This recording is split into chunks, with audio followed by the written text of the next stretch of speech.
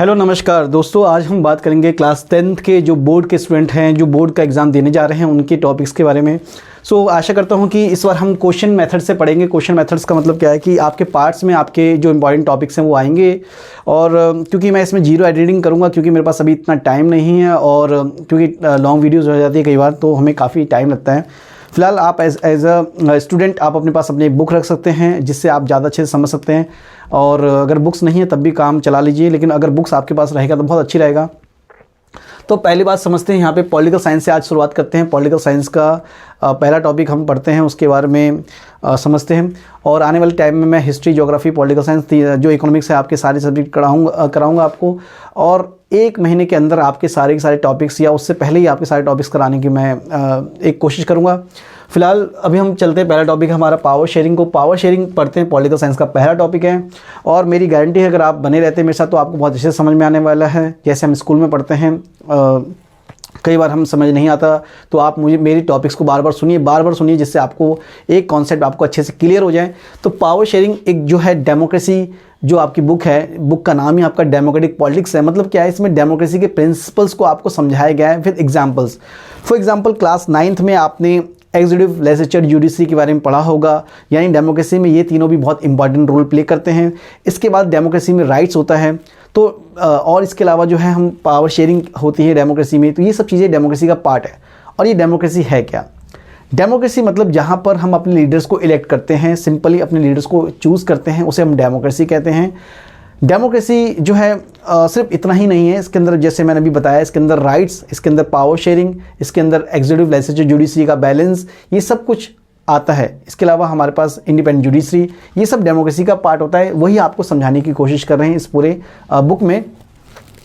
अब power sharing में देखिए बेटा, इसमें क्या है, कंपोजिशन काफ़ी कंफ्यूजिंग है। अगर आपको समझ में आती है तब भी अच्छी बात है, नहीं आती है तब भी अच्छी बात है, कोई दिक्कत नहीं है। लेकिन अगर मैं चाहता हूँ समझ लीजिए, एक बेसिक कॉन्सेप्ट है। यानी किसी भी देश में देखो बेटा, अलग अलग जो है धर्म के लोग रह सकते हैं, अलग अलग कल्चर के लोग रह सकते हैं, अलग अलग जो है एथनिसिटीज़ के लोग रह सकते हैं। एथनिसिटीज़ मीन्स क्या होता है, यानी एक अलग नस्ल के लोग रहते हैं। फॉर एग्जांपल जैसे नॉर्थ ईस्ट इंडिया में अगर बात करें तो उनका कल्चर, उनका लुक वाइज जो है पूरी तरीके से उनका अलग है। या हम कह सकते हैं साउथ इंडियन का लोगों का लुक वाइज जो है अलग है, नॉर्थ इंडियन का अलग है।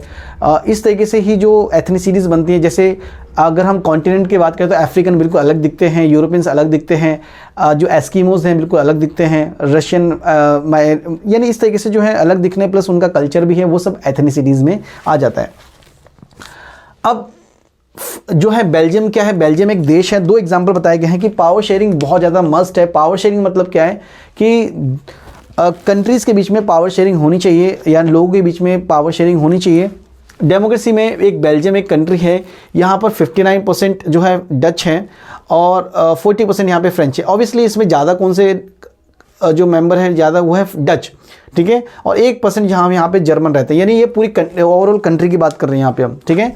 ये हम कंट्री की बात कर रहे हैं, पूरे बेल्जियम की बात कर रहे हैं यहाँ पे। तो पूरे बेल्जियम में जो है 59% यहाँ पे जो है आपका डच रहते हैं, 40% जो है फ्रेंच रहते हैं। जाहिर सी बात है, हमें ये ज़्यादा मेजॉरिटी में दिखाई दे रही है। मेजॉरिटी मतलब जो ज़्यादा में है, और ये माइनॉरिटी में, माइनॉरिटी मतलब जिनकी संख्या कम है, जिनका नंबर्स जो है कम है। और 1% जो है जर्मन है यहाँ पे, जो बहुत ही कम है। अब फॉर एग्जांपल तो यहाँ पे पावर किसके पास आएगी? पावर जाहिर सी बात है डच के पास होनी चाहिए, क्योंकि डच जो ज़्यादा मतलब उनके पास संख्या ज़्यादा है तो उनकी ज़्यादा चलनी चाहिए। बट ऐसा नहीं है, यहाँ पे होता उल्टा है। जबकि कैपिटल की बात करें, यानी हर देश की राजधानी होती है, तो उस देश की राजधानी जो है वो ब्रसल्स है। किसकी? बेल्जियम की। तो बेल्जियम में क्या होता है कि राजधानी में जो सबसे ज़्यादा लोग हैं वो रहते हैं वहाँ पे फ्रेंच। 80% लोग यहाँ पे राजधानी में फ्रेंच रहते हैं, और 20% के आसपास डच रहते हैं।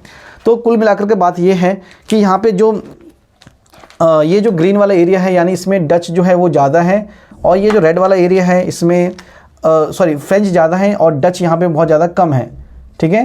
तो इस तरीके से हम समझ सकते हैं, यानी पावर शेयरिंग किसके बीच में होगी? यहाँ पे डच और फ्रेंच के बीच में। और 1% की तो हम बात ही नहीं कर रहे हैं, 1% की वैल्यू क्या देंगे, ठीक है।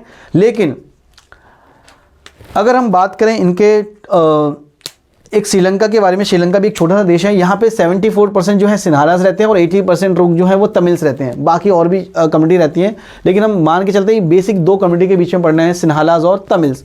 अब तमिल्स जो है वो 18% है यानी माइनॉरिटी में है, और सिन्हालास जो है वो मेजॉरिटी में है यानी ज़्यादा संख्या उनकी है। तो अब कन्फ्लिक्ट का रीज़न क्या है? कन्फ्लिक्ट का रीज़न ये है कि जो ज़्यादा है वो अपनी मनमानी करते हैं, जो ज़्यादा है वो अपनी मनमानी करेंगे, उनको उनकी सरकार ईजिली तरीके से बन जाएगी, और जब सरकार उनकी बनेगी तो क्या होता है कि वो लोग उनको प्रीफर करेंगे। फॉर एग्जांपल डेमोक्रेसी में देखो क्या होता है कि डेमोक्रेसी में जब इलेक्शंस होते हैं तो जो ज़्यादा, जैसे फॉर एग्जांपल 100 बच्चे हैं क्लास में और कोई इलेक्शंस हुआ, इलेक्शन में से हम बात करते हैं कि भाई कौन मॉनिटर बनेगा, कौन मॉनिटर बनेगा। फॉर एग्जांपल मान के चलते हैं कि भाई उसमें जो है नॉर्थ ईस्ट के जो है हरियाणा को कोई स्कूल है या दिल्ली का कोई स्कूल है, तो उसमें ना जो आसपास के जो नॉर्थ इंडियंस हैं वो ज़्यादा हैं, और जो नॉर्थ ईस्ट के बच्चे हैं वो मान लीजिए 10 बच्चे हैं पूरी क्लास में, 100 बच्चे में से, या पूरे मतलब 2 क्लास में मान लीजिए जो है 100 बच्चे हैं, एक क्लास में 50 बच्चे के मान के हिसाब से चलते हैं, तो 2 क्लास में मान लीजिए 100 बच्चे हैं, और दोनों क्लास में जो नॉर्थ ईस्ट के लोग हैं या जो साउथ के लोग हैं वो कुल मिला के 10 हैं। मोस्टली कौन है? नॉर्थ इंडियंस है, नॉर्थ इंडियंस है यानी पूरा जो हरियाणा, यूपी, बिहार, राजस्थानी, इनके बच्चे ज़्यादा हैं। तो जाहिर सी बात है जब मॉनिटर चूज़ करा जाएगा तो वो देखेंगे कि भाई मेजॉरिटी किसकी है, तो मेजॉरिटी किसकी? नॉर्थ इंडियन की, तो नॉर्थ इंडियन को जो है मॉनिटर क्लास में बन जाएगा। जाहिर सी बात है कभी भी अब जो नॉर्थ ईस्ट का स्टूडेंट है उसको मॉनिटर नहीं बनाया जाता है, तो ये भी दिक्कत क्या हो जाएगी यहाँ पर कि भाई नॉर्थ ईस्ट के स्टूडेंट के साथ डिस्क्रिमिनेशन करा जा रहा है, ठीक है, तो वो कभी मॉनिटर में बन ही नहीं सकते क्योंकि उनको जो है ज़्यादा फेवर नहीं किया जाता, ठीक है। सबसे ज़्यादा फेवर कौन कर रहे हैं? नॉर्थ इंडियन जो है नॉर्थ इंडियन को ही वोट देते हैं, तो वो मेजॉरिटी में, क्योंकि वो कम से कम कह सकते हो आप 90% है या 80% है, ठीक है। इस तरीके से जो है हमेशा मेजॉरिटी की विनिंग होगी। इसी तरीके से देश के अंदर क्या होगा कि अगर 74% लोग हैं तो इनके लीडर्स ज़्यादा आएंगे, इनके लीडर्स जब ज़्यादा आएंगे तो ये पावर्स में आएंगे, और ये जब पावर्स में आएंगे तो इन्हीं के फेवर में वो काम करेंगे। तो इन दोनों जगह जो कन्फ्लिक्ट का मैटर था वो हमें समझना है। कन्फ्लिक्ट का मैटर क्या है? जो मेजॉरिटी जो है वो अपनी मनमानी कर रही है, या जो है एक डोमिनेंट की पोजीशन में है। बट श्रीलंका, यहाँ पे बेल्जियम में ऐसा नहीं था।